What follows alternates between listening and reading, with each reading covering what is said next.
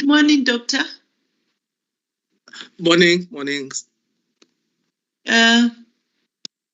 You are being called here for further cross-examination. I think it was Mr. Pichela. Am I correct? First court, please, my lady. Yes, you may proceed. Before you do that, can the witness let me... Nelly Siwa, could you please administer the oath? Thank you, Judge. Please state your full names and surname for the record. Mvuiso Talatala. Do you have any objections to taking the prescribed oath? No, I do not have any objection. Do you swear that the evidence you're about to give is the whole truth and nothing but the truth? Yes, I swear. Please raise your right hand and say, "So help me God." So help me God. You are hereby sworn in. Thank you, Judge. Thank you very much. Mr. Pichela. Good morning, Doctor. Morning, Counsel. Joe Pichela here from Legal Aid. Doctor, just a few questions before we wrap up. Now, in your experience, what categories of patients would be suitable for discharge to an NGO? Counsel, it depends on the expertise of the NGO. So most NGOs that we have in South Africa and Gauteng would probably take patients who are mobile, who can eat for themselves, who can so not severely disabled patients by their mental illness, if I were to say so. So you struggle to find. I mean, I don't want to say you cannot take any patient. It depends on the expertise of the NGO. Let me just put it that way. Yes, and so far in your experience, have you found such an NGO to exist? The NGO that can take patients? Yes, that would be better suited for the category of patients that were being released from life Esidimeni. The ones that we are talking about in this inquest, the patients. Because remember, life Esidimeni discharged patients many times. I talk about the ones with severe mental illness, the ones that were discharged. Yes, sir. Yes, indeed, doctor. Sorry, you would struggle to find an NGO that could look after them. Thank you, doctor. When I read through some of your affidavits, I noted that you make a distinction between the term to discharge in medical terms.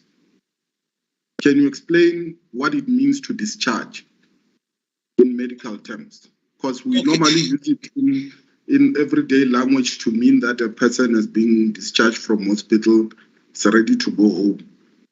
But yes, I see that you use it differently. Yes, indeed. It's something I had to think about as well when we're dealing with these cases. To discharge in a loose term would give an impression that someone is well, they are going home. That's the loose language of the use of the term discharge. But if a patient, the way I view it, if a patient is leaving a facility, doesn't matter where they are going, but they haven't died, they get discharged by that facility. For instance, you could be discharged from Stekfontein and you still go to Life Esidimeni. You are not well to go home, but you get discharged by Stekfontein Hospital. So that's the corner. So discharge does not mean you are well and healthy.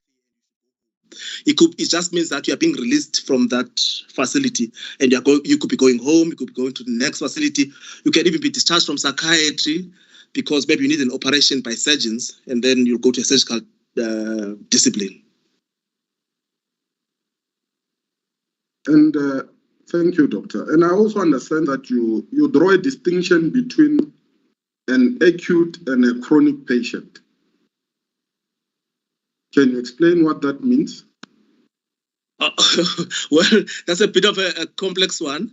An acute mentally ill person will be someone who's presenting with severe symptoms that need urgent attention on the spot. Whether they've had the illness on a chronic basis, that they could have an acute presentation. But to simplify it, let's assume you are getting ill from the first time, you are psychotic, you've got behavioral problems, and you are difficult to your family to get taken to hospital. That's an acute presentation. A chronic presentation would be you then get treated maybe for some time at Stekfontein Hospital as an example. You are not completely cured to be well, and to say you no longer have the illness, but you still have the illness, but it's going on for months and months, and that's a chronic illness. Whilst you could be stable and just have the illness be chronic, and therefore you need medications on a long-term basis. Okay. Now I've got a better grasp of the concept. Doctor, would you say that before patients were rolled out, the department or the Gauteng Department of Health, would it be reasonable to say that they were aware of the shortages of staff, shortages of equipment, shortages or deficiencies in terms of their readiness to take on the patients? They ought to have been aware of the deficiencies in the NGOs, because I'm not even part of the Department of Health, but I was aware myself of the deficiencies in firstly, the number of NGOs that are available, the bed availability. That is the availability of beds in NGOs is a well-established fact that the beds are not there, and they have not been there for years. So they ought to have been aware that there will be shortage of beds in the NGO sector. Thank you, Doctor. Doctor, you mentioned that, in your opinion, the crisis was engineered. Can you take the court into your conclusions on that? You are not going to be audible on record. If you can just repeat, I think you just broke down as you were busy with your question. As your ladyship pleases. You spoke about an engineered crisis. That is on page 25384. I think you were under cross-examination at the time. You expressed opinions that this whole crisis was engineered. Can you elaborate further on that? Yes, Council. I'm not sure if I use the word engineered, but I think if I use it, I try to mean that we had established Life Esidimeni for many years. We had established, we're aware of the problems of discharging patients. We had discharged patients. When I'm saying, I mean as healthcare workers at Gauteng Health, we're disinstitutionalized. We discharged patients from 1994. So we're aware of the problems that have come up with the process of discharging those patients. Not only that, we're aware the health care workers, the administrators, and everyone in charge would have been aware of the difficulties that we've had in the mental health care sector in discharging patients home to their families. That is why we've had that small number that stayed with Life Esidimeni. So not only that, when the rumors started to arise that the patients were going to be discharged, the contract was going to be terminated, as the South African Society of Psychiatrists and many others, including leaders in mental health care, psychiatrists heading hospitals, we warned the department of the problem. So if then the department went ahead and discharged the patients, despite the warnings, despite the articles that have been published in literature of the problems of institutionalization in South Africa, despite their own knowledge by the clinicians in those hospitals, then one would think that it was self-made. Yes, thank you, Doctor. Now,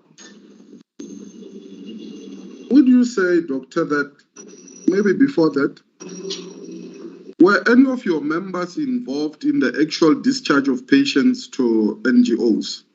as part of the marathon project? Not to my knowledge, but I never audited. I never checked who was actually discharging the patient. So not to my knowledge, but definitely not the leadership of the Society of Psychiatrists and not the senior psychiatrists in Gauteng. But I would not know for sure, even if there was a member who actually discharged a patient. Had you issued any instructions to your members not to participate in the project? No, we did not. We did not issue it. The matter was discussed in meetings, but there was no instruction that our members should not participate. I think they would have been overreaching if we did that as a professional body. But I expect that you advised your members against it.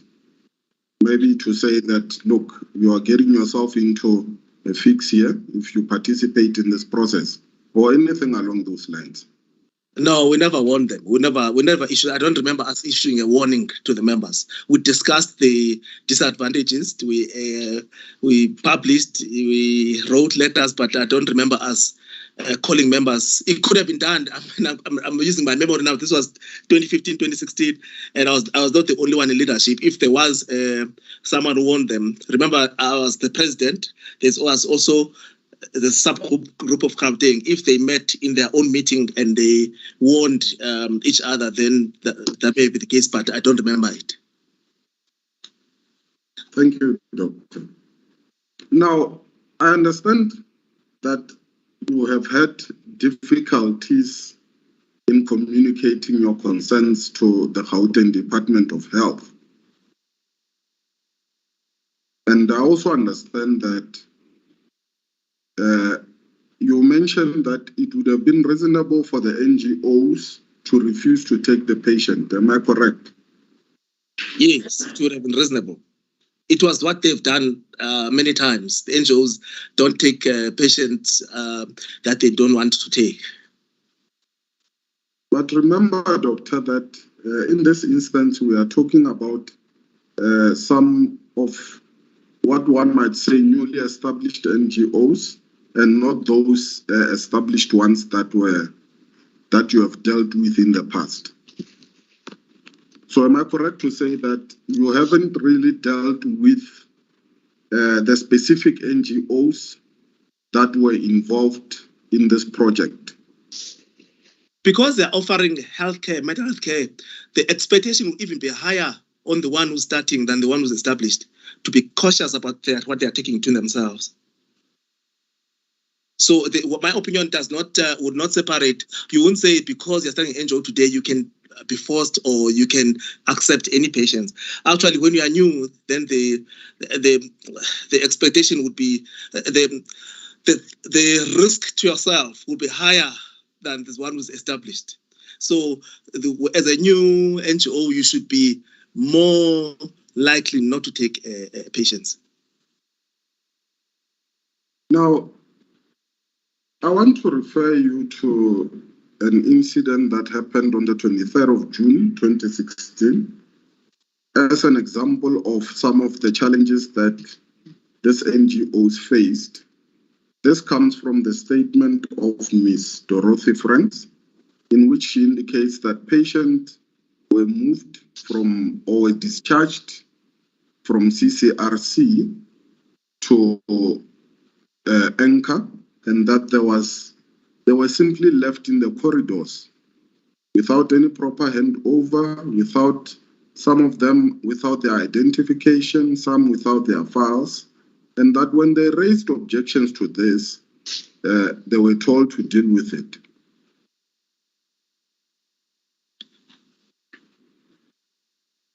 Just a second, I see there is a hand. Yes.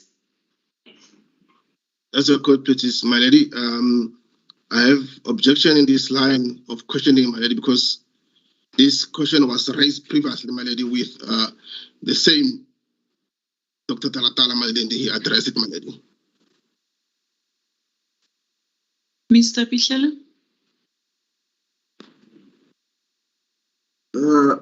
My lady, I do not understand the objection because I don't understand whether the issue is that the question was previously asked and answered, or whether the question is irrelevant, or what is the basis. Maybe my learned colleague can elaborate further on that, because I really don't understand that. Can the witness step aside? Yes, Mr. Shabangu. As a court, please, my lady. At this stage, I will hold my objection and wait for the question to be asked, and then I'll object, my lady. What does that mean? Are you withdrawing now, or what is it that you are trying to do? Because you've raised an objection, we're dealing with the objection. Are you now abandoning your question, or what? My lady, I'm abandoning the question. I'll wait until my lady could continue. Okay, can you proceed, Dr. Talatala? I think your ladyship had instructed him to step aside. Yes, but someone can assist us. Mr. Late and also the Ms. Hasim and her team can assist us.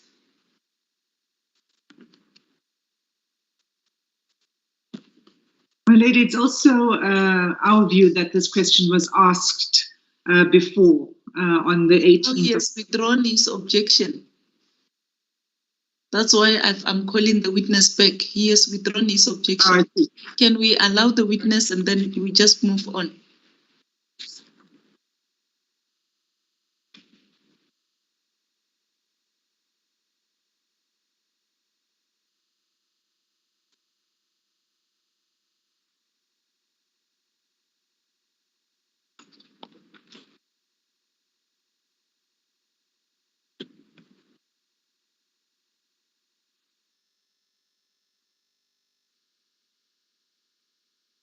Thank you, Doctor. Continue. Mr. Michela, if you can just ask the question again. Yes, court, please, my lady. Now, Doctor, the question that I was putting to you was that we have heard of an incident that happened on the 23rd of June, 2016, in which some patients were simply left in the corridors. And when the NGO objected to this being done, they received no assistance. They were, in fact, just simply told to deal with it, not in so many words. Now, would you say that the actions of the NGO in objecting under those circumstances were reasonable? My lady, I think the court will have to adjudicate itself whether the NGOs objected enough.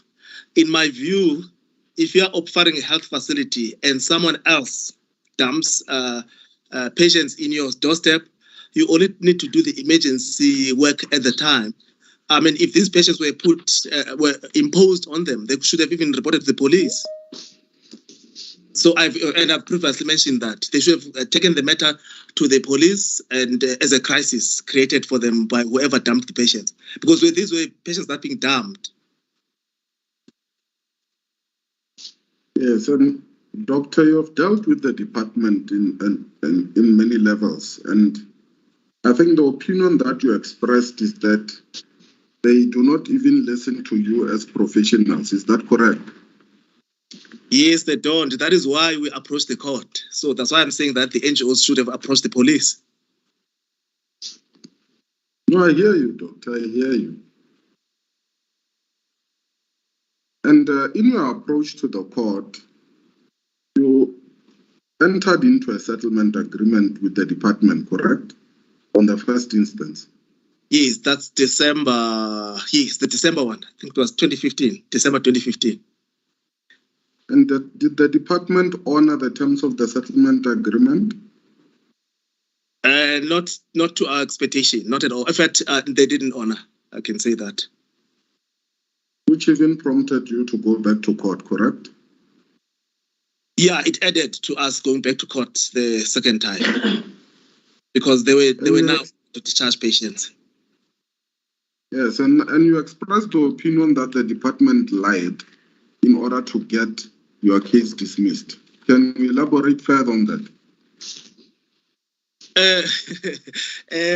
It's a bit of a long one.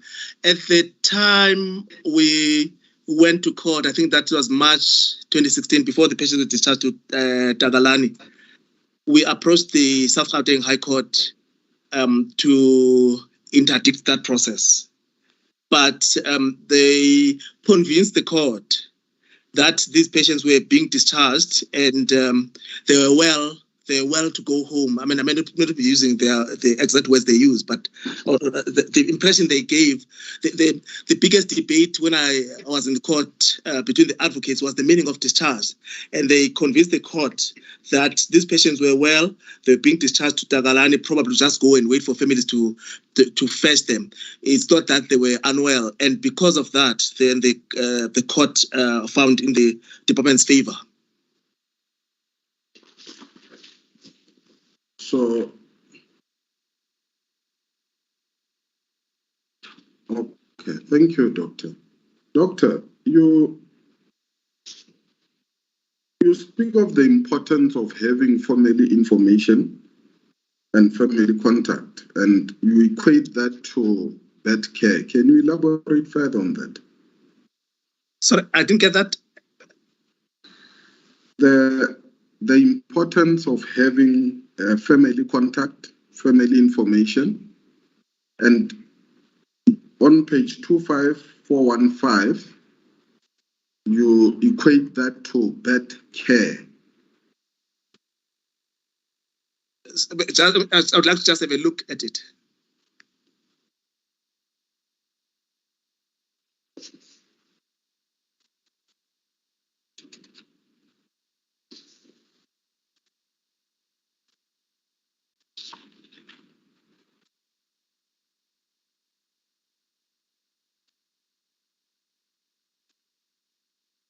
Yes, yeah.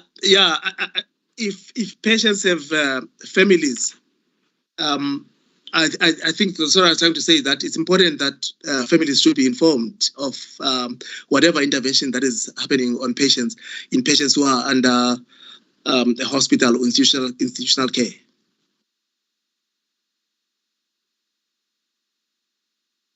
Okay. You also indicate, or you mentioned that moving of patients is akin to a scientific process. Can you maybe elaborate further on that? Did I say that in the last time I was here, Council? No, this is on page 25358, Doctor. If you may go there. Page 25358. Correct, my lady. Ms. Court, please.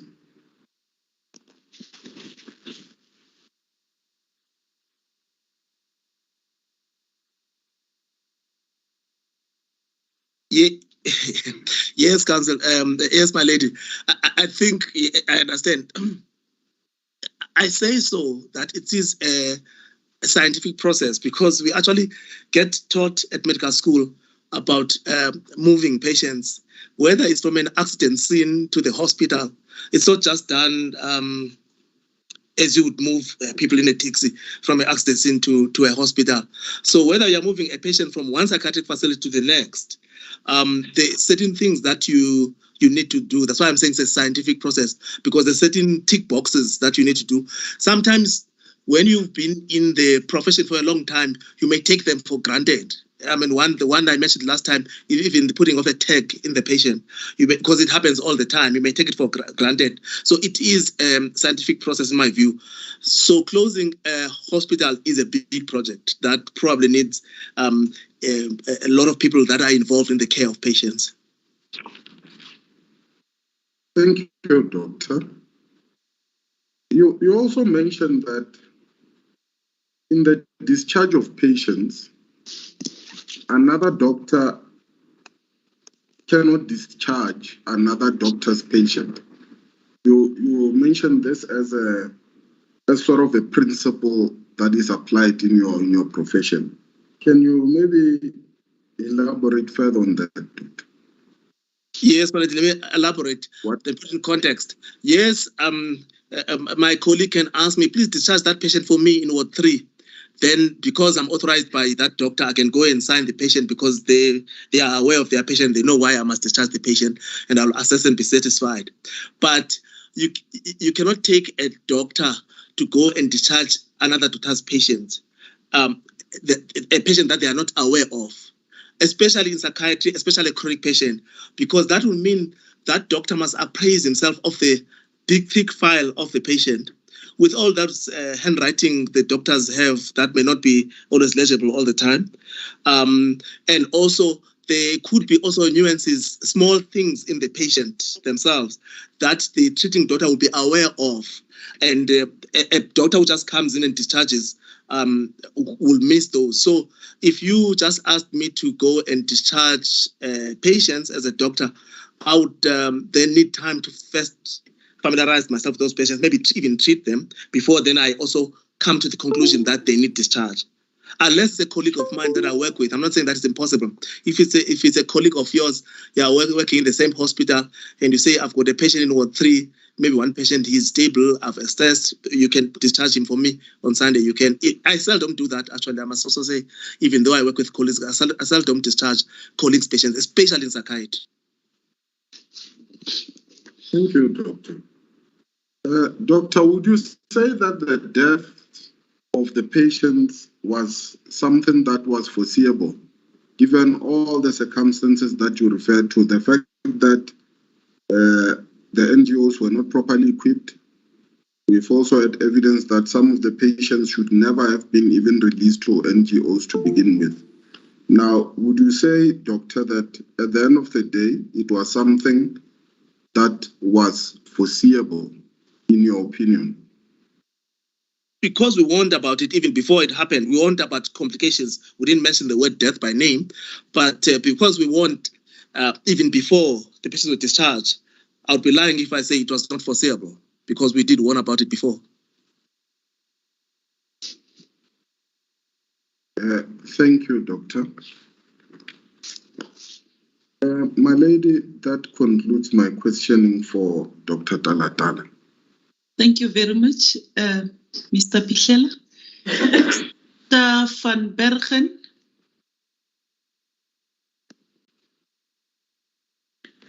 Thank you, my lady. My lady, the questions I wish to put to Dr. Talatala will initially be of a broad nature, dealing with deinstitutionalization and the process followed. And then I will deal briefly with some of the patients who were dealt with by Dr. Talatala and also in his cross-examination by other colleagues. Okay. If I may proceed. Thank you. Dr. Talatala, good morning. Good morning. Good morning, Council. If I can introduce myself, my name is Harry van Bergen. I'm the counsel acting for Life Esidimeni in these proceedings. Doctor, as I indicated in my introduction to her ladyship, I wish to, just by way of background, start off with the concept of deinstitutionalization. As I understand it, also from previous witnesses, the aim is to move patients who are capable and fit to be moved from a large institution to either their families or more community-based institutions in order to bring such patients closer to their communities and their families. Would that be a fair summary? Lady, I see that Ms. Hassan has her hand up. Yes, thank you, Ms. Hassan. My lady, apologies to my learned friend, Mr. van Bergen, to interrupt, but the witness, I'm told, cannot see Mr. van Bergen, and I can't either on my side. And it would just make it easier if the witness could actually see the counsel who's questioning him. Okay. Mr. van Bergen? My lady, I assume the best would be for me to leave and join again. Yes, you may do so. If that solves the problem. Okay. Thank you. If you can just put a thank you.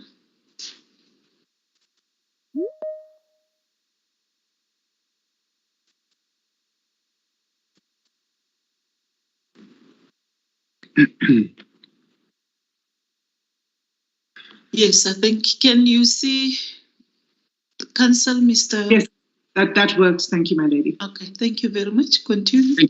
To Ms. Hassan for that, my lady. Doctor, projects of deinstitutionalization, are you aware of any that were undertaken in other countries prior to the Marathon project being embarked on?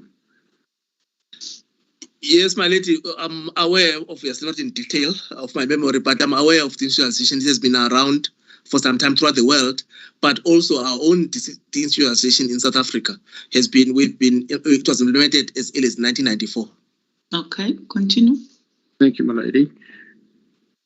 And in the experience overseas or in other jurisdictions, and also the South African experience from 1994, were there any particular areas of concern that were highlighted?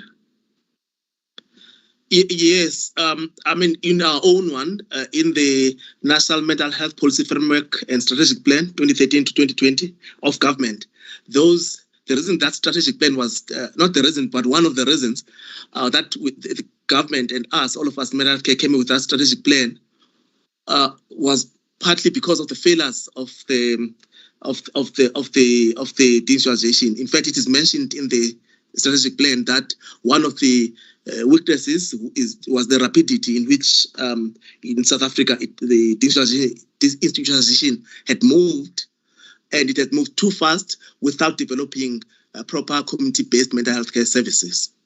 So that was said in 2013. Doctor, and excuse me for basically repeating what you're saying, but would I then be correct to say that one of the lessons that had been learned prior to the Marathon project was, firstly, don't move patients, or don't embark on a process in a too constrained time period? And the second point, the second point that you made? And don't move the patients too fast, because they had moved too fast already, but also establish community-based mental health care services before. In fact, even the policy framework itself says before any further deinstitutionalization, South Africa should establish community-based mental health care services, so that these services can receive those patients, can be equipped to receive those patients.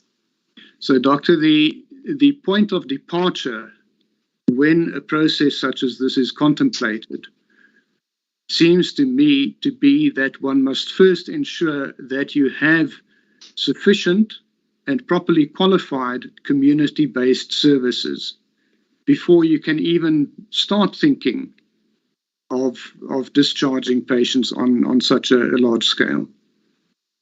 Absolutely, my lady. That's the thinking behind the strategic plan. That we also, I think, we brought it up in our warnings to the provincial government, Provincial Department of Health.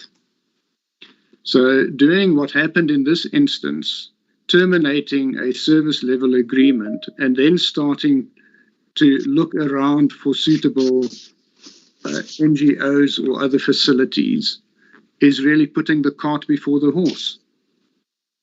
Yes, my lady, I agree with that. Now,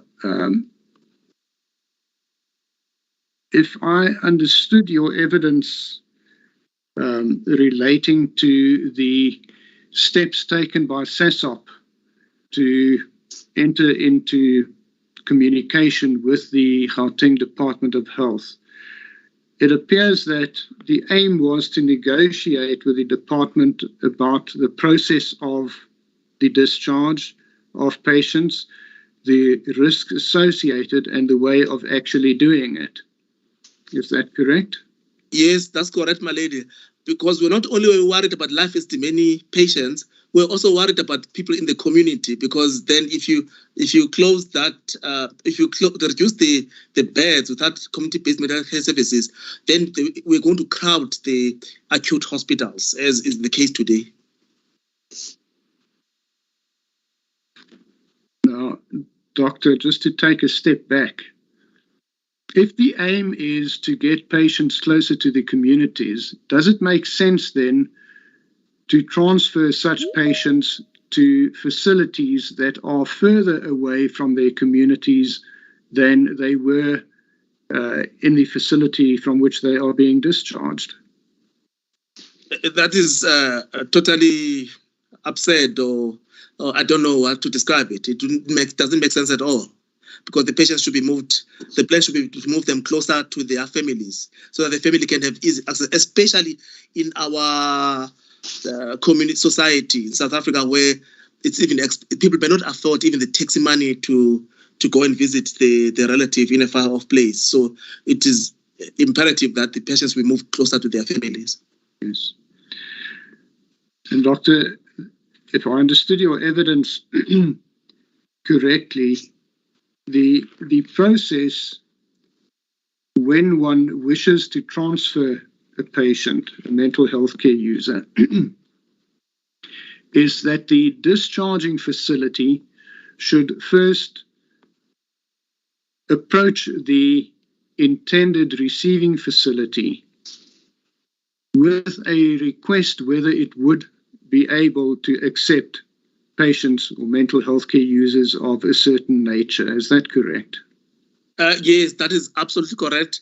We sometimes do it with forms and reports. So the social worker of one facility, or even a doctor for that matter, will contact the next facility, provide information in a report or in a application form. The receiving facility assesses that and then determine whether they will take the patients. And such communication does not only exist when you're discharging from a big hospital to an NGO. Even if you are stepping up, like even if you are moving a patient from Chris Hani Baragwanath to Stekfontein Hospital, there is communication between the two institutions.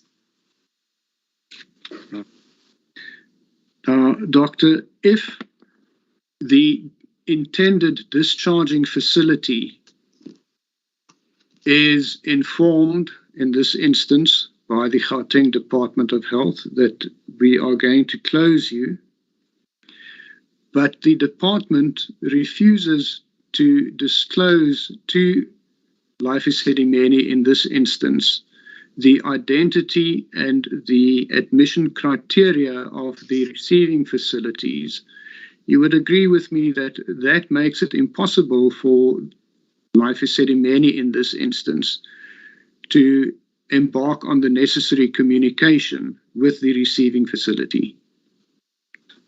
Yeah, it's a difficult imposition because not only to the health facility itself, but to the healthcare workers in the place, to the nurses and the social workers that are working in that facility in their professional role, because they would want to release a patient. I mean, if you're a healthcare worker, you want to release a patient to a known person, to a known place. Yes, yes. And Doctor, I understand that if it is decided that the transfer to a specific facility is appropriate, it then is conducted by way of leaves of absence of increasing length over a period of time to make sure that the mental health care user and the receiving facility are a match for each other. Yes, with this kind of patients, not only the NGO, even if they are going home, you would not just wake up and discharge them home. You would want to try them on a leave. So even if you are sending them to an NGO, you would want them to try them in a leave. It's something I did even at Stekfontein.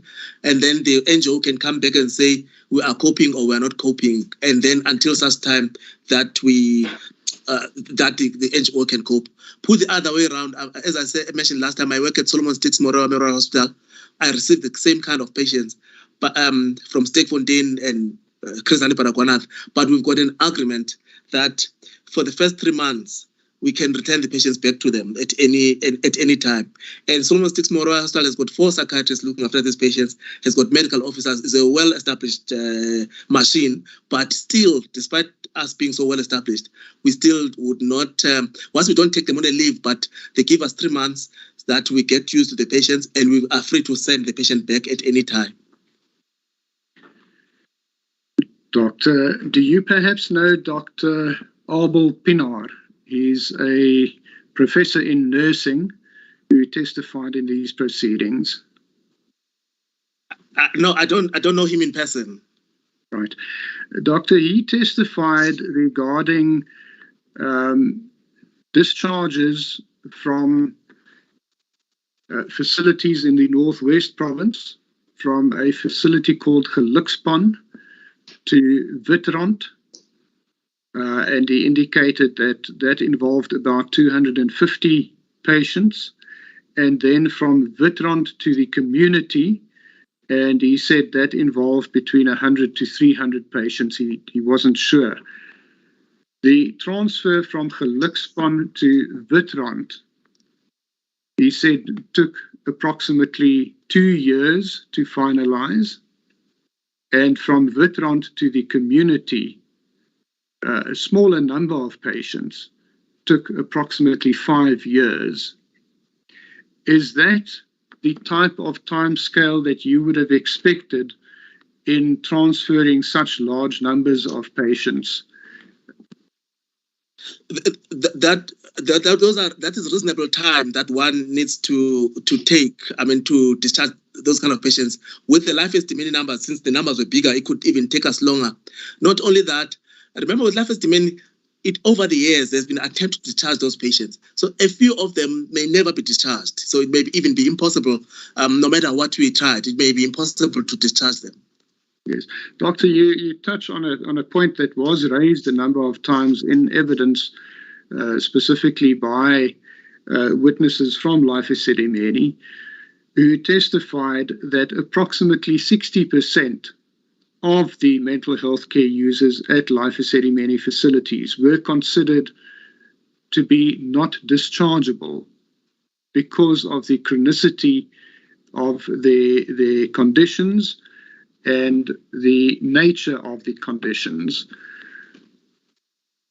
Were you perhaps aware of that?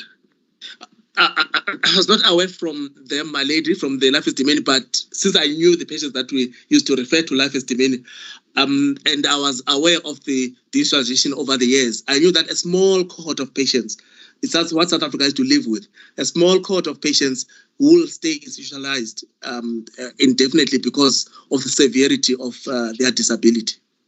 Yes. Doctor, it seems that one can then identify 3 problems in the project at the time it was embarked on. The first was there were not sufficient facilities available to discharge to, and that is really proven by the fact that a large number of them, or the majority of them, only came into existence in the early months of 2016.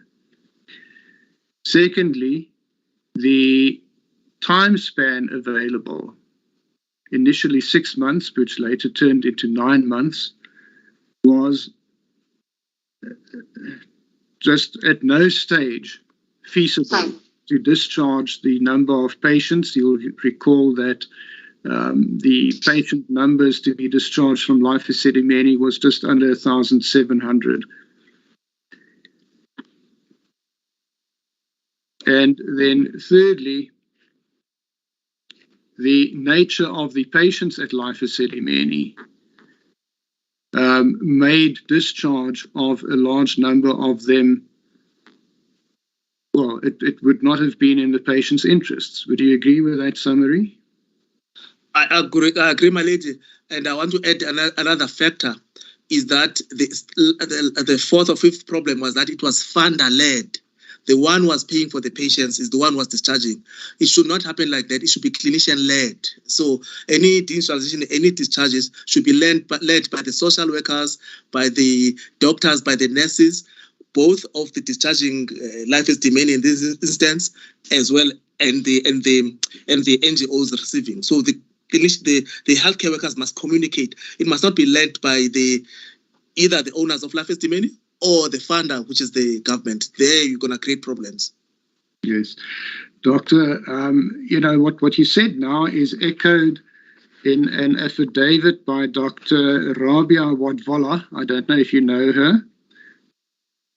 I just have seen the name, but I don't know her. Right. My lady, this is on page 1519. Just want to make sure because I know there was 519. I just want to make sure because there was a change in page numbers at one stage.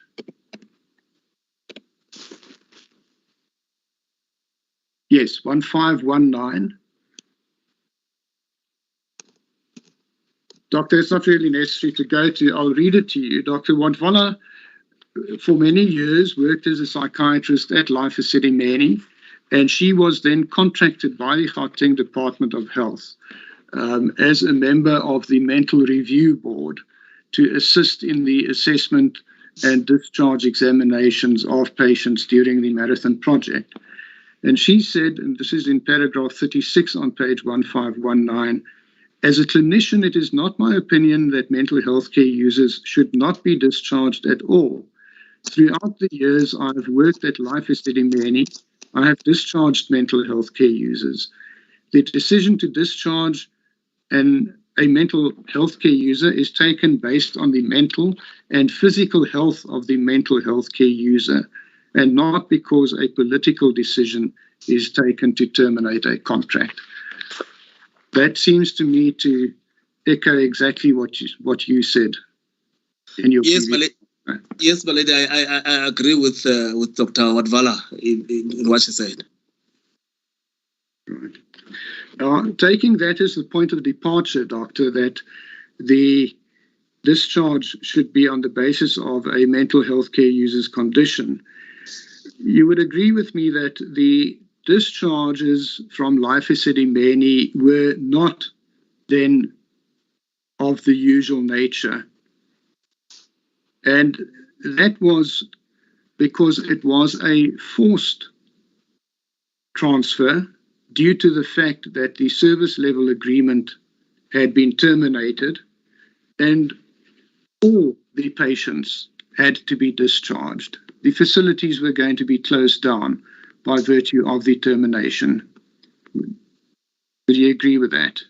I agree, my lady. As I've said in the past, it was as if Life Esidimeni has bent down, that kind of a crisis. Yes. This was not something that Life Esidimeni had decided on. It was something that that had contractually been forced on them, if I can put it in those terms. And despite their efforts to negotiate with the department, more specifically about involvement with the facilities that users were going to be referred to or discharged to, they were not afforded the knowledge or information to do so. That seems to me to go counter to what one really needs in a transfer process, especially one of such magnitude, and that is a large degree of communication between all the parties involved. In this instance, the Department of Health, Life Esidimeni, and each and every of the receiving facilities. Would you agree? Yes, I agree. I agree. As I've said, that even the process of moving the patient is the term I've used in the past, a scientific process. So it does need all the parties involved to be engaged in communication. And the Northwest example that you provided me with highlights that. Yes. Yes, Professor Pinaar, in fact, emphasized when he discussed those transfers the large degree of communication between all the involved parties, the department, the facilities, and the communities as well. Doctor, what further made the transfer unusual is that despite the efforts, also with the involvement of SADAG and SASOP, to enter into negotiations, to embark or to have the program done in the best possible way in favor of the mental health care users, that did not happen. There was a court order in terms of which all those efforts came to naught, and Life Esidimeni was compelled to discharge the patients. Not so. Yes, my lady. After the December out of court settlement, which became a court order, we were supposed to engage over January of the following year, I think that was 2016, and discuss these issues ourselves, the South African Depression and Anxiety Group, the Mental Health Federation, and Section 27. But unfortunately, there was not significant engagement from the department. When it comes to SASOP, actually, it was even worse because the department felt that half of our board were employees of the department, and therefore they had no obligation to engage with the psychiatrists. Right. Doctor, so the position that Life Esidimeni found itself in during March 2016 was that it was now compelled to discharge the patients. They had not yet been provided with a discharge plan by the Department of Health. That was only provided to them at the beginning of April 2016.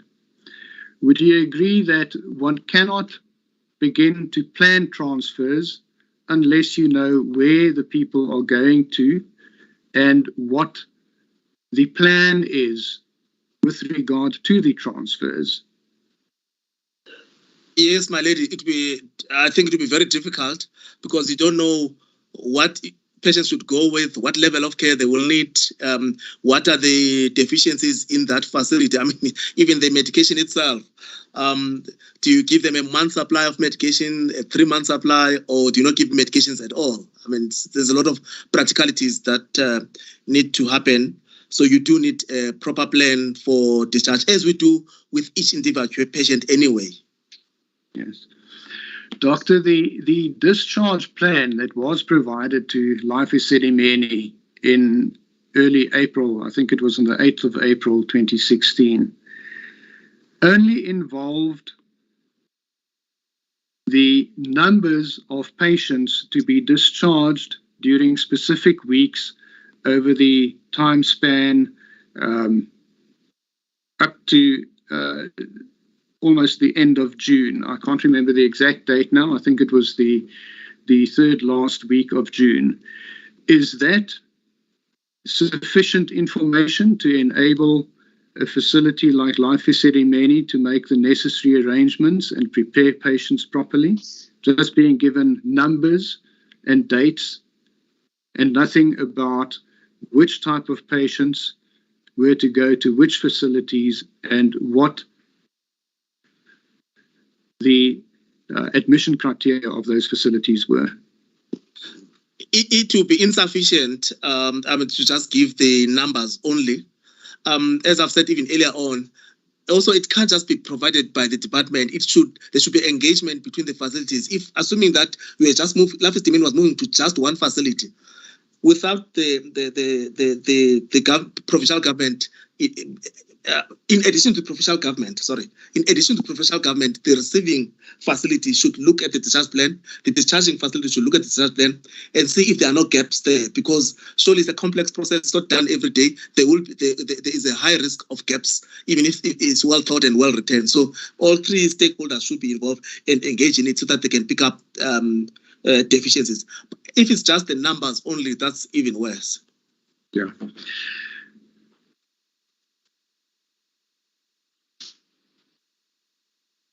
If your lady will bear with me for a moment.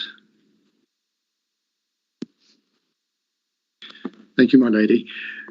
The end result was that the entire process, although initially planned to take or to be effected over 9 months, well, 6 months initially, and then 9 months, which you have already indicated is not a reasonable time span, was truncated to 7 weeks.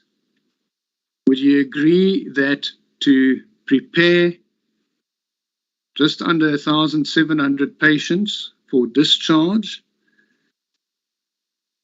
over a 7-week period would place a very, very high workload on specifically the discharging facility in order to do the necessary assessments, prepare the necessary reports and records? My lady, it would be impossible even for doctors. You would have to hire a huge number of doctors to do that, because each patient, as I previously mentioned, has to have at least a summary that details from the medical point of view. I'm not even talking about the nurses, the OTs. From the medical side, there needs to be at least a summary of each patient that takes all the relevant things that in that patient's file. And these files are not small files. These are not patients who were admitted yesterday. These are thick files. So you have to put all the important things that from a medical point of view, the receiving facility should pay attention to.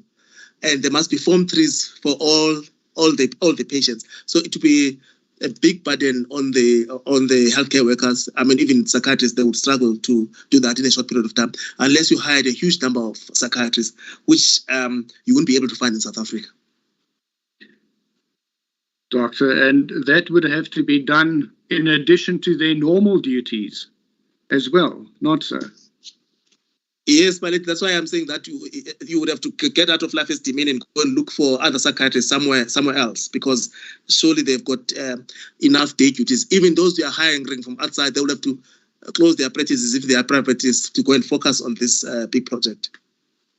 Doctor, and for that reason, as you indicated, was reasonable in the circumstances, Life Esidimeni, in addition to the MHCA 3 discharge form and the MHCA 11, amongst others, also included, where they were not able to provide a discharge summary, they provided the most recent periodical report available on a patient.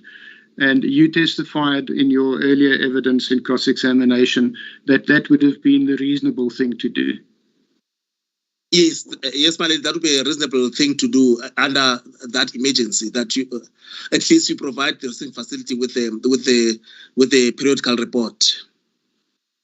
Right, Doctor. Another aspect that, if I may call it, bedeviled the process was that there were very often on short notice changes made to the transfer instructions. And if I may again refer you to the affidavit of Dr. Wadvala, and this is on page 1516.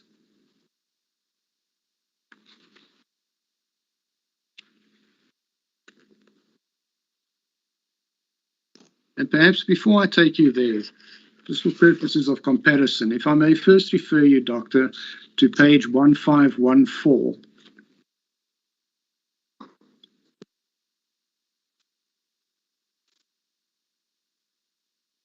If I may refer you to paragraph 16, Dr. Wadvala refers to the application of SADAG in March 2016, and she says SADAG re-enrolled its application, and on 15 March 2016, the High Court Gauteng Local Division, Johannesburg, dismissed the application and made an order that the Gauteng Department of Health could discharge 40 mental health care users. Paragraph 17, we had time to assess the mental health care users and to prepare them for the transfer. The assessments were done by a mini multidisciplinary team, MDT, consisting of myself, the social worker, the unit manager, and the ward nurse in the ward. And a written note was placed in the file to confirm that the mental health care user was suitable for transfer.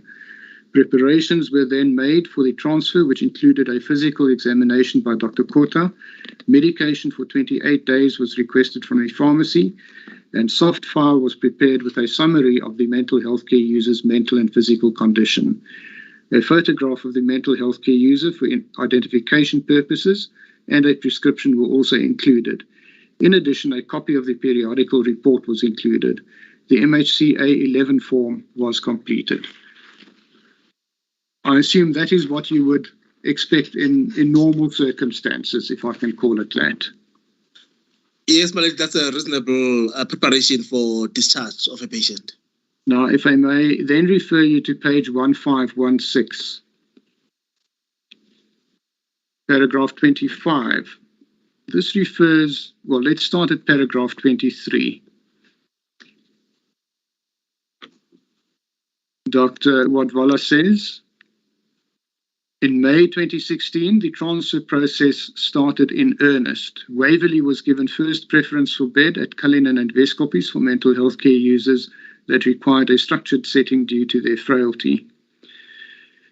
Paragraph 24, the Gauteng Department of Health officials working at the West Rand complex were in constant communication with the NGOs to establish whether they were ready to receive mental health care users. Doctor, just to interpose, you will note the communication was between the Gauteng Department of Health officials and the NGOs. As I earlier indicated, Life Esidimeni could not communicate with them. Paragraph 25, a few days before 12 May 2016, we were informed that Chepong was ready to receive 70 mental health care users and that they had to be male, intellectually disabled and ambulant mental health care users. Dr. Kota saw the mental health care users and he had discussion with me regarding the identity of the mental health care users from the different wards. 26, on very short notice, on 11 May 2016 at 1600, the manageress from Chepong called and advised that she could no longer have the intellectually disabled mental health care users. The Life Esidimeni staff had to prepare female and male psychiatric mental health care users not older than a specified age. The morning of 12 May 2016, we had to select 70 mental health care users who fitted the profile, and they needed physical examinations, records, medication, and prescriptions. Dr. Manamela was present on the 12th, and she went into the wards during the selection process. Although the bus arrived early in the morning, it only departed late that afternoon. These types of changes cause significant upheaval, frustration, and anguish for staff and mental health care users. Doctor, given those circumstances, once again, does that underscore what you said about the appropriateness of having included documentation such as periodical reports to make up for the inability, due to time constraints, of preparing full discharge reports? Absolutely, and I mean, from that description, I see chaos in terms of, I mean, the changes that are made, the rapidity in selecting the patients. To me, it looks like chaos.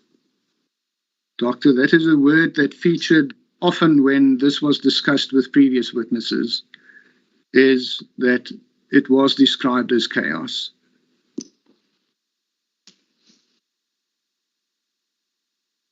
If your ladyship will bear with me.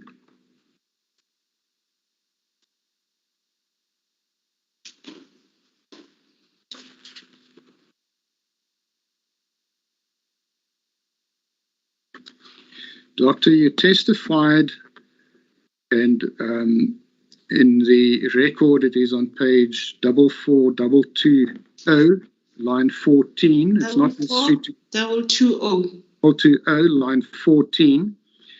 You testified, excuse me, that the doctor completing the discharge summary must be comfortable that the medication the patient is on will be available in the community the patient is being discharged to. Now, you will agree with me, if the doctors and the management at Life Esidimeni were not informed timeously where the patients were being discharged to. The discharging doctors were not in a position to determine whether the medications would be available or not in the community. Yes, my lady, they won't be able to determine that. And it could be problematic, especially if the life estimate had not planned to discharge the patient, and they may have kept the patient on the medication that is available at tertiary care, but that may not be available in a certain community. Right. Doctor, if we can perhaps, my lady, I see it's 8 minutes past 11. I want to move over to a discussion of the various patients. Would this perhaps be an appropriate time to take the tea adjournment? And then I start with them after the tea adjournment. Okay, that's fine.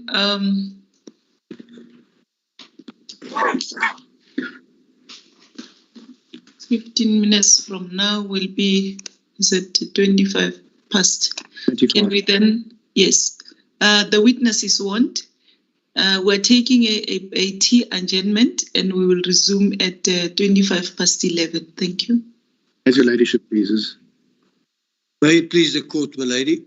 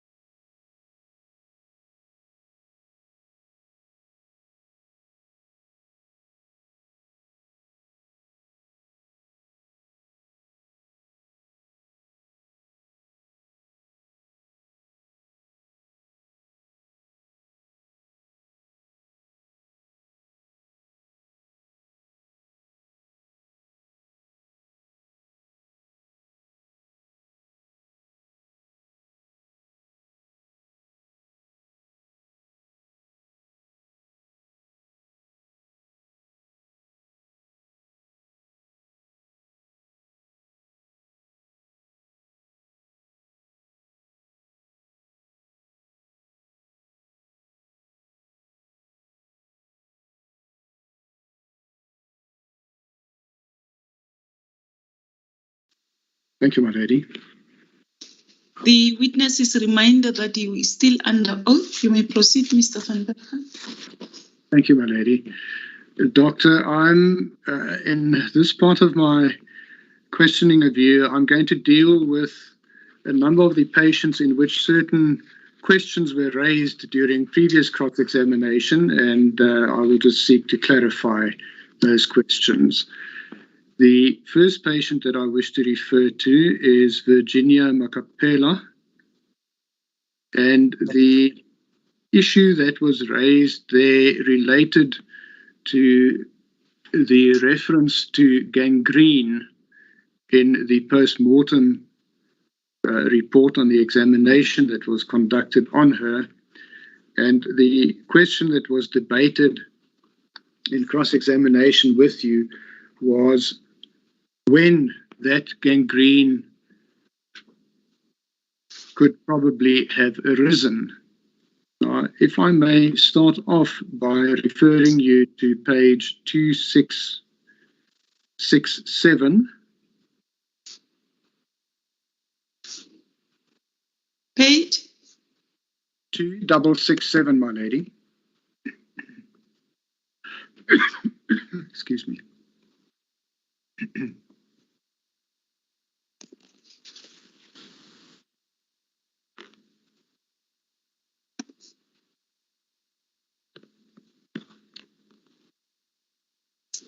Do you have it, Doctor?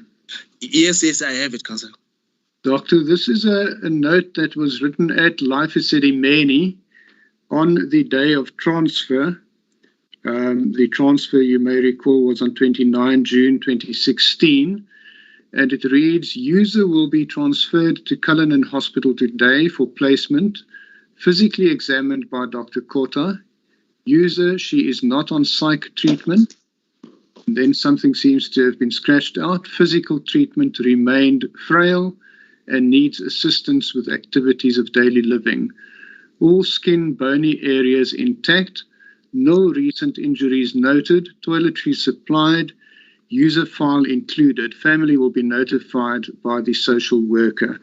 Doctor, would you agree with me that if... Just a second. I'm sorry to interrupt you. The page is 2667. 2667, my lady. Okay, continue. Thank you, my lady. Doctor, do you agree with me? If one looks at the examination that was conducted, all skin, bony areas intact, no recent injuries noted, that if Ms. Makapela had at that stage suffered from gangrene, one would have expected it to have been noted and recorded? Yes, my lady, it would have been noted and recorded. And in fact, the line that says all skin, bony areas intact sort of excludes possible gangrene. Thank you, Doctor. If I may then refer you to page 2651.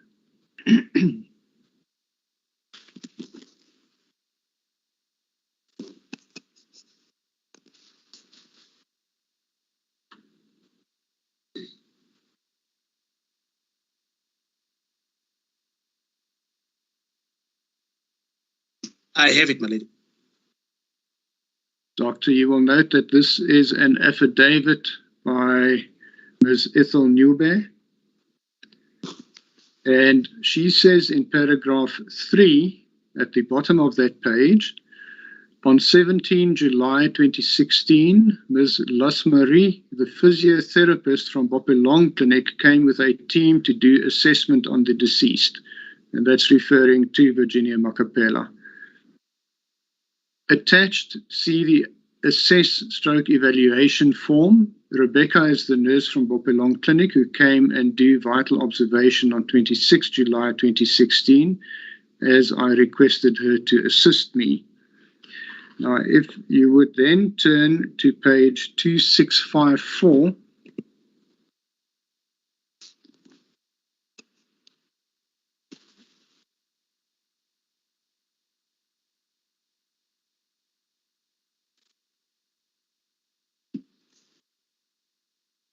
Yes. My lady, my apologies. I just want to make sure it's the right page. No, it is actually page 2 2657.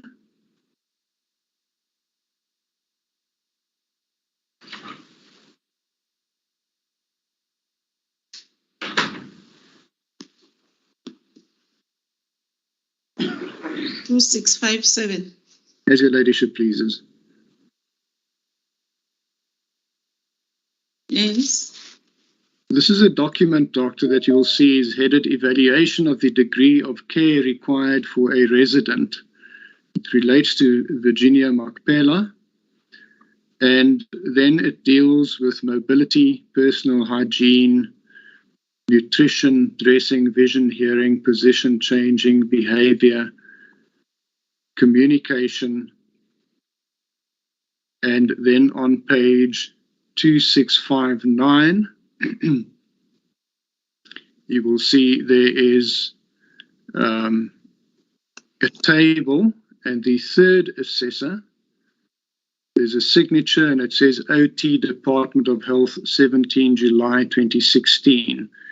And I assume that this is the report that Ms. Newbear referred to in paragraph 3 of her affidavit that I referred you to. Doctor, if the occupational therapist who performed this examination on Ms. Makpela, which appears to have been quite a detailed one, examining a variety of aspects, that one would have expected her to have recorded, if not on this form, then elsewhere, that gangrene was present, and that she appears not to have done so. Yes, they would have, he or she would have picked up the gangrene and either notified the institution or even recorded it somewhere. Yes. Doctor, and if one goes to the next page, page 2660,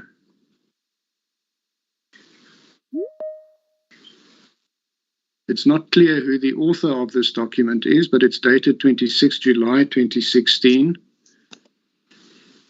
And it records certain observations, it records not on medication, sometimes refused food, but encouraged to eat, clinically stable.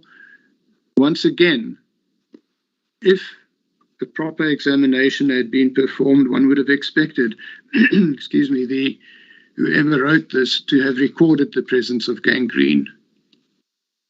Yes, my lady. I mean, gangrene would be a concern to any healthcare worker, so that would come out if it was there.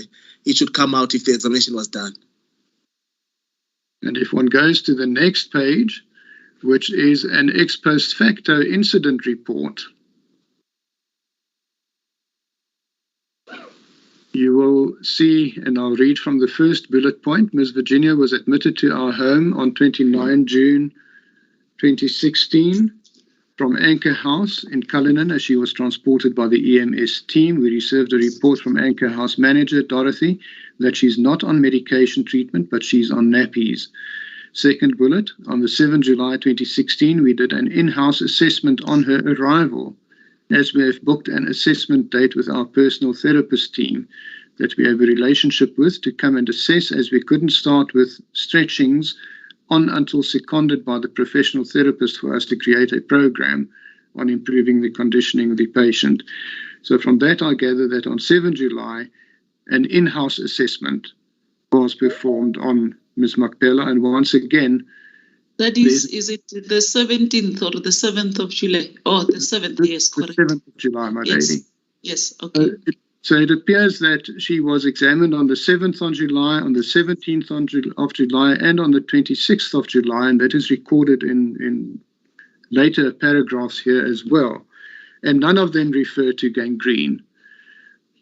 Doctor, would you agree with me that one can safely exclude that Ms. Makpela had arrived from Life Esidimeni with gangrene? Yes, but based on the information in the docket, and especially for me that Dr. Kota's assessment as a clinician, he or she should not miss gangrene.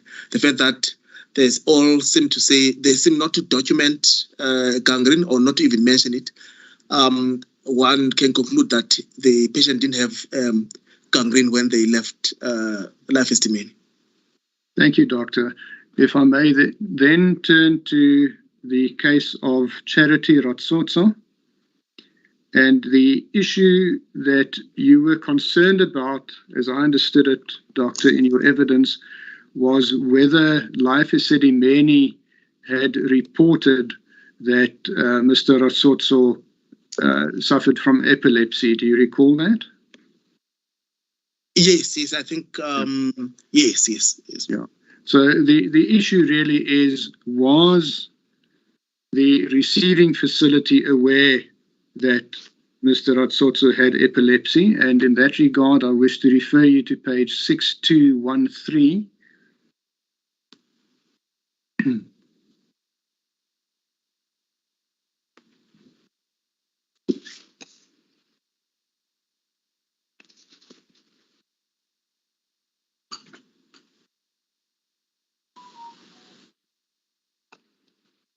And you can just indicate when you have the page.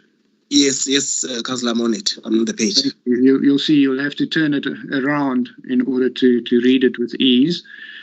This is a entry made by Dr. Kinoshi, who was the visiting doctor at CCRC. And Dr. Kinoshi on 18 May 2016 recorded new admission, transfer in from another facility, epileptic, severe mentally retarded on chronic treatment, no acute problems, plan, continue treatment. So it would seem clear from this that CCRC was aware that Mr. Ratsotso was an epileptic. Would you agree? Yes, my lady. Now that is brought to my attention, I can say it. They ought to have been aware. Yeah. And just to put it in perspective, you'll recall that Mr. Ratsotso was transferred to CCRC on 12 May 2016. So this examination by Dr. Kinoshi was 6 days later. Yes, Councillor. Then the next item I wish to address is during cross-examination by my learned friend, Mr. Profi, in respect of the patient Timothy Numalu, he put to you that the periodical report was incomplete. May I refer you to page 4306?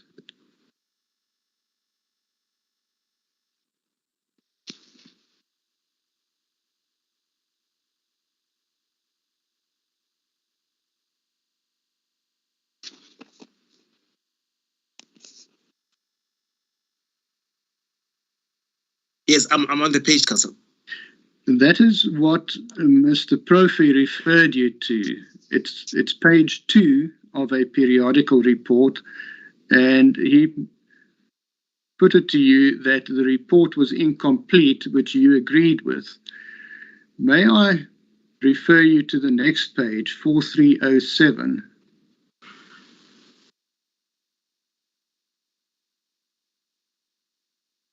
You'll see that is page 1 of the periodical report. And to my inexpert eye, the handwriting looks the same as that on page 4306. If you then go to page 4308, you'll find page 3. On 4309, page 4. And then the final page, page 5, is on page 4310. So that shows that this report is complete. It is just in the incorrect order. The copying wasn't done correctly. Yes, my lady, if I can just have a minute now that I'm being asked the same question, how I missed it. Let me just have a look at it. Yes, you can take your time.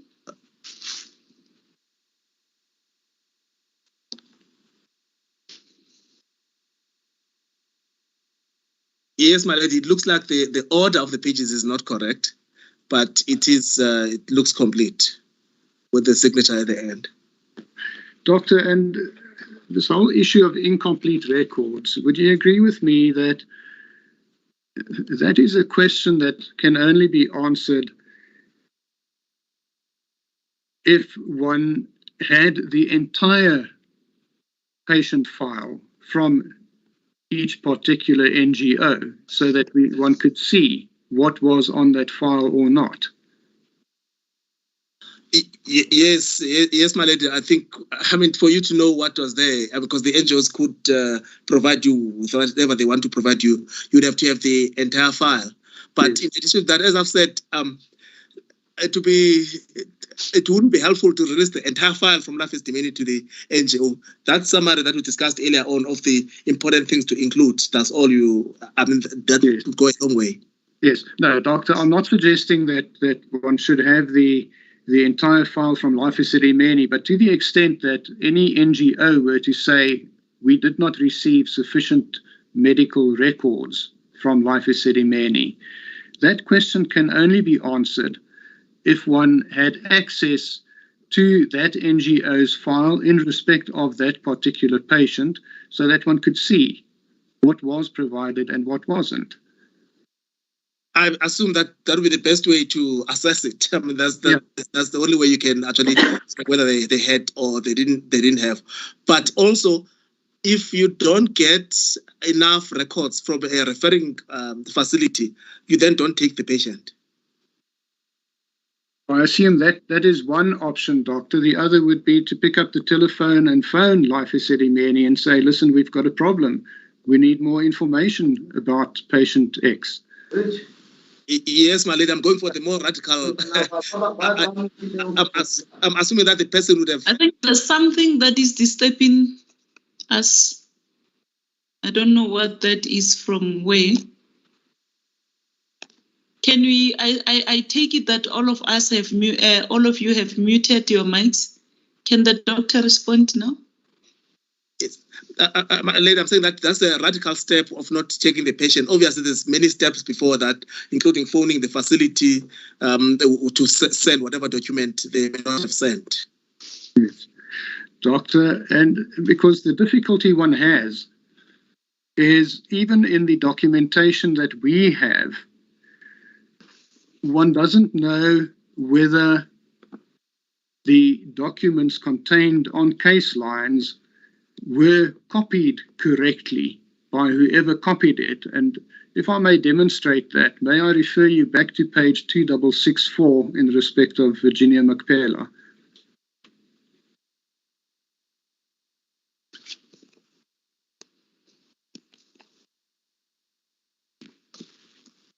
Yes, I'm on the page, Council. Now, you'll see that 2664 is page 1 of the periodical report in respect of Mrs. Macpela or Ms. Macpela. Page 2665 is page 3. And the next page, 2666, is page 5. So pages 2 and 4 are missing. Yes, my lady, that's correct.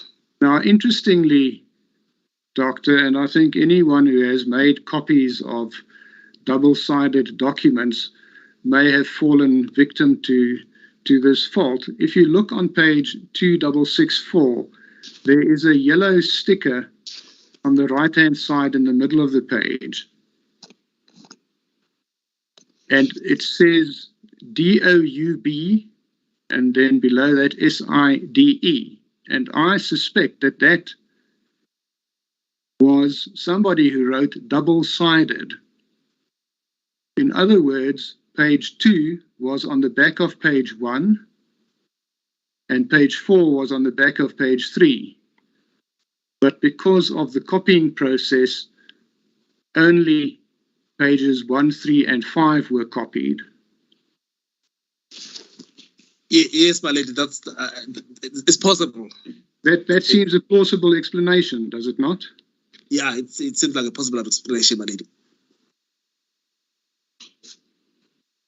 So we sit in a situation where we not only have the original records, because we are informed that they were destroyed in a fire at the Gauteng Department of Health head office in Johannesburg.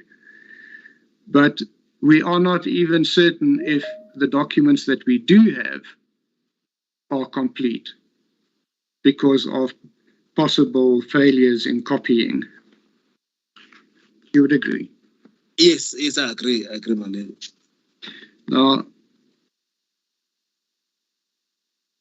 Doctor, it was put to you by Mr. Prophy that if such incomplete records are provided, allegedly, it would appear in this case by Life Esidimeni, he said it leaves the NGO in a position where it does not understand how to treat the user it has, which you agreed with. But we know now that the report that was alleged to have been incomplete was in fact complete. But secondly, Doctor, that statement that was made surely cannot stand as a blanket statement, because it would depend on what information the NGO had. It must be determined on a case-by-case basis. Wouldn't you agree? Well, I think my answer was answering on a case, was referring to an NGO not being provided adequate information for a specific patient. Mm-hmm. And therefore, if they're not provided adequate information for that specific patient, then they would not obviously know much about the patient in order for them to treat the patient appropriately. Right. That is assuming that they were not provided, of course. Yes, obviously. Yes. I understood your answer to be a blanket answer, but I'm willing to accept that it's on a case-by-case basis. Doctor, then the case of Mr. Frans Dekker. And there the issue was whether Mr. Dekker had been discharged from Life Esidimeni with bed sores, or whether he had developed bed sores subsequent to being transferred from Life Esidimeni. If I may refer you to page 4787.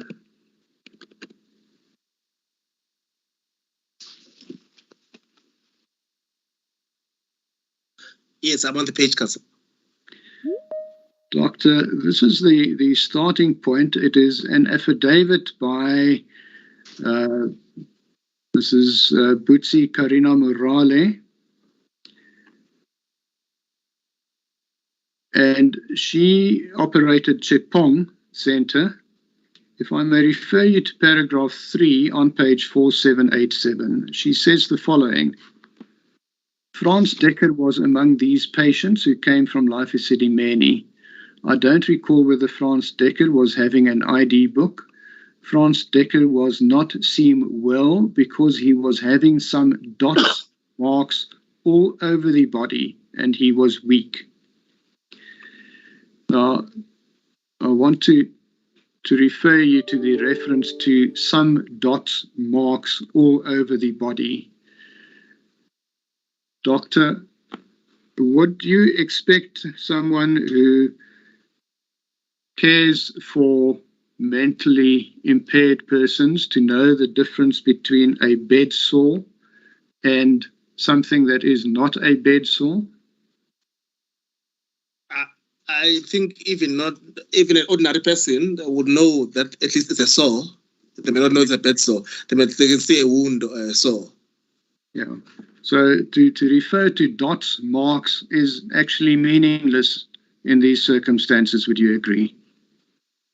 Yeah, it does not assist me in knowing what the dots were the scars, were the tattoos. Yes. Doctor, if I may then refer you to page 4775. 4775. As your ladyship pleases.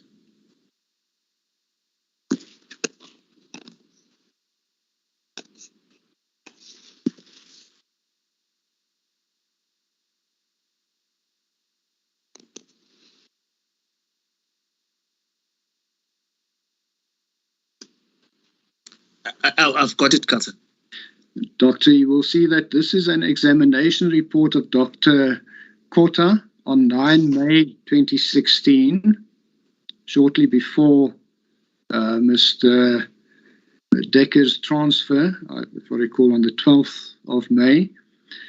And you will see that it starts off at the top with his vital signs, his weight 76.7 kilograms, nutrition fair, pallor, null, cyanosis, null, edema, null, jaundice, null, lymph glands, null, clubbing, null. Then injuries, old, it looks like old head injury, brain, it looks like brain. I don't know whether we don't have a more legible copy. This one, I don't see anything here. Mine, you just read the name on top, and then the other things, they are not that visible. I don't know. Well, lady, mine is quite readable. It's page 4775. Yes, I'm there. Well, you can read it, and then I'll have to make some notes because I can't see other things. And what I see here on top, medical officer, well, the typed part is not a problem. The problem is the handwritten part. Well, I can see the BPs there, the nutrition. I don't know what this is. What is written here? Well, I read it as fair. Yeah, it's not. Let me just say, I'll have to make notes.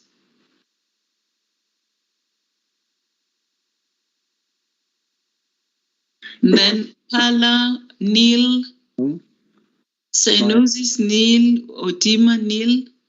And then, well, all these jaundice, lymph glands, clapping, nil, injuries, old. I can see here. That's old head injury. Yes. And then brain, and I'm not certain what that last word in that line is, my lady. It could be damage or it could be injury. Mm. And then the next line, scab head. What?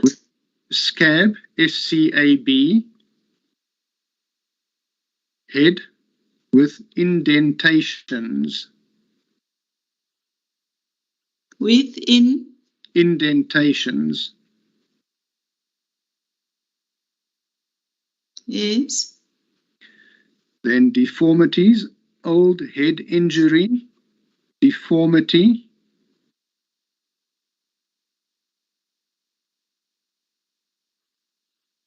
Lady, where I said scab, that could also be scar. I'm not sure. It's either scab or scar. It's more probably scar, because in that line, deformities, old head injury, deformity, scars, head. I can't read this, I must say. And then complaints, history, medication. It looks like not on physical medication.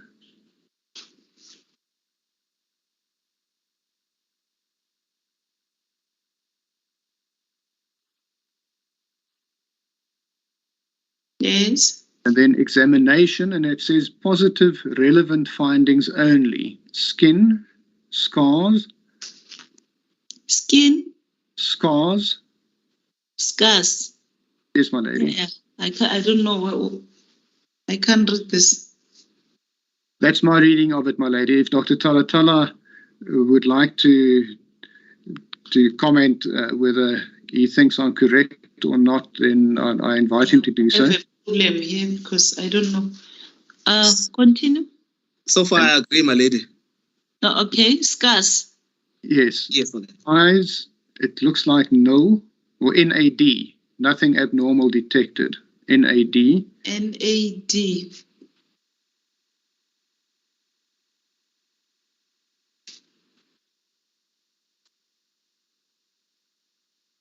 Continue.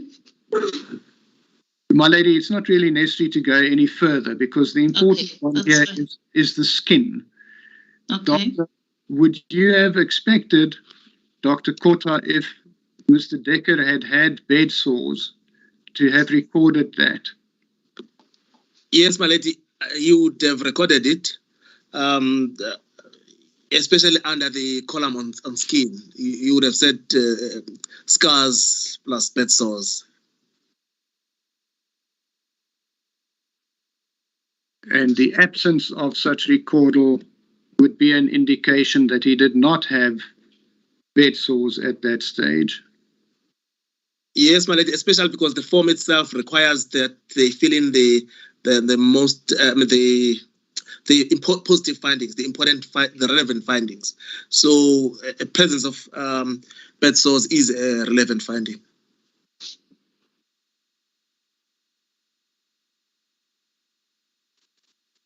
In fact, they should record. They'll be more likely to record bed sores than scars. Yes. Doctor, if you would then turn to page 4763.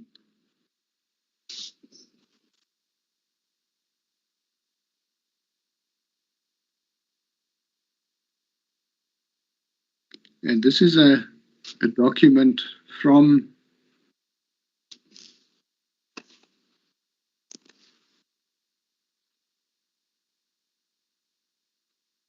I think a clinic. I'm not sure which clinic it was, but you'll see it is dated 12 October 2016. So that is 5 months after Mr. Decker's discharge from Life Esidimeni. And the diagnosis is dementia and sores, and then concerns, wheelchair bound, sores on body and buttocks, seen at Kalafong on date not written, clinical referral in the file, no psychiatric problems, manage pressure sores by nursing as per Kalafong directions. So this is an indication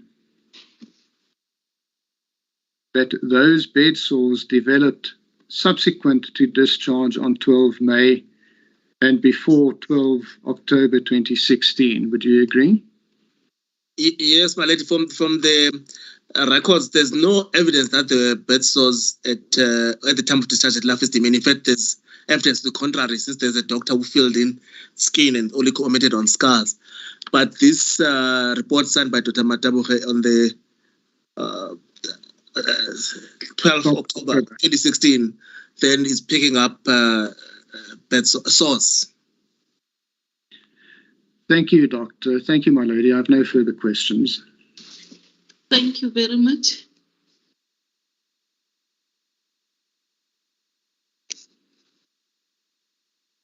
Mr. Late?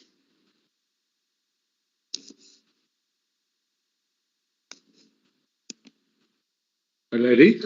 Were this the only counsel to cross-examine the witness? As far as I can recall, there were the only two. That's also my recollection. Yes. Maybe my colleagues can assist in this regard. If I may check if Ms. Hasim would have questions from the questions that came up during this cross-examination, only pertaining to that. My lady, I have no questions for the witness. Okay. May please court. Yes. I'm going to excuse the doctor, Mr. Late.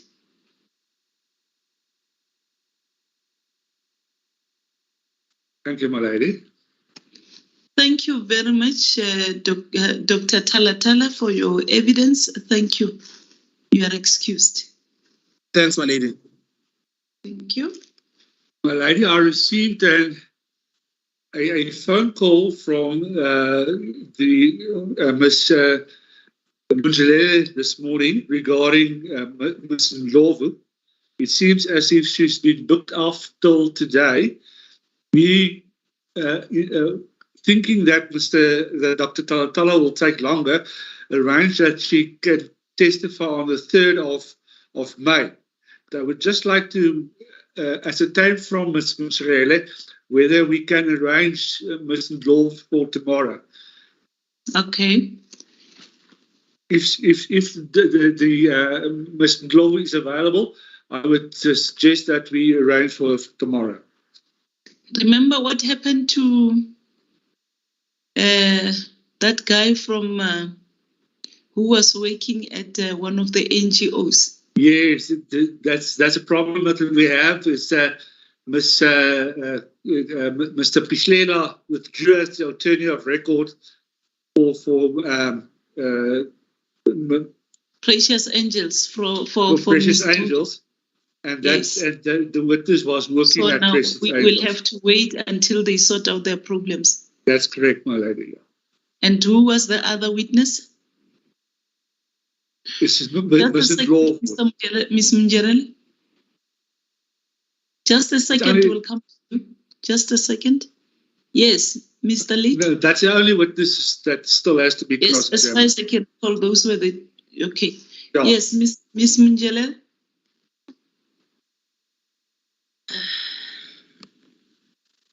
As please the court, my lady, I'm requesting for the court's indulgence that I should first contact the witness to check her availability for tomorrow, because Yes, that is what Mr. Late has requested. If I understood her, he said he was still going to check with you. as please the court. But what I was saying to the court, my lady, was that I be given an opportunity now to contact the witness to find out about your availability for tomorrow. Okay. Ms. Hassim? My lady, I just wanted to bring it to the court's attention that it's possible that the 3rd of May may be Eid celebrations. And both Advocate Rajat Badlinda and I would not be available if we are celebrating Eid on that day. Okay. So Can they make the arrangements? Let's hear what they say first. In the meantime, I don't know how far we are. If we may check our possible dates for the next term, should we not finish? Because if we check it as early as now, that's much better. Can we be able to check that and then prepare the doodle, Ms. Hassim, and whoever can assist? And then today it's Monday. Surely we can see what come out of that on Friday, maybe before we finalize our hearing on that day. And then while we see and check as to how far are we with the other witnesses. In the meantime, I'm going to adjourn. I don't know. Can we adjourn now, Mr. Late, for? May I just ask something? Unless if you have got something, yes. I think when we initially arranged the dates for specifically this week, there was a request that if possible, we do not sit on Thursday and Friday because of the holiday on Wednesday. So I don't know if we can finish with Ms. Ndlovu maybe tomorrow. She agree? Because we are not sure and whether she will be fit to stand for trial also, because looking at her condition. So can we hear from you by what will you notify us if once you have agreed with Ms. Munjerel, after Ms. Munjerel yes. shall have contacted her, and then that will also deal with, maybe we can also deal with whether we'll be sitting on the 2 dates, Thursday and Friday. That's correct, Madam. Okay. On that note, I'm going to adjourn the proceedings and then to tomorrow morning. If there is anything, please let us know as soon as possible. I will do so, my lady. Okay. Thank you very much. The proceedings are therefore adjourned until tomorrow morning. Tomorrow is the 26th of May. May it please the court, my lady. The court, please, madam. Thank you very much. The court, please, my lady. The 26th of April. The court, please, my lady. My apologies. Tomorrow is the 26th of April, 2022. Thank you. As the court pleases, my lady.